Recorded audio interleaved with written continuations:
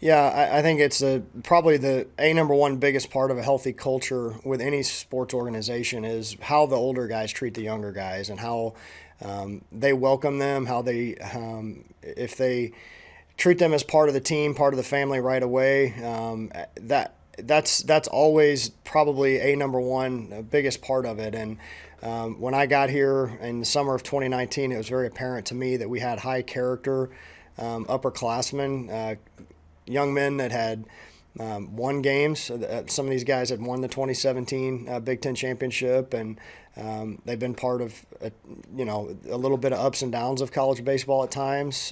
They were great students, great in the community, just great kids, just a lot of fun to be around, and they welcomed our staff with open arms when we got here, and were very coachable and very willing to kind of just help us establish and continue the good culture that was already here, but just some of the things that we were going to bring to the table and bring to the team in terms of that stuff. They've been very helpful with that. And that's something that these freshmen, when we talked to them at the end of their fall meetings, and they said, man, these upperclassmen have made us feel right at home right away.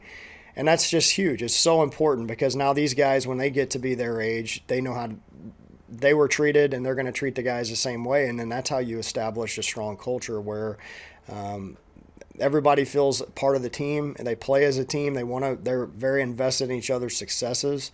And that's what this team has showed all year long, is that they're willing to sacrifice for the greater good. And we always tell them, like, nobody's going to remember what your batting average was even 2 years after you're done playing. No one's going to care. They're not, and your teammates are certainly not going to remember 5 or 10 years from now, but they're going to remember how you made them feel. They're going to remember how good a teammate you were. They're going to remember how invested you were in their success. So those are things that good teams have. This team, we've been very fortunate. We've got some guys, the upperclassmen. I just can't say enough great things about those guys and what they've brought to the team.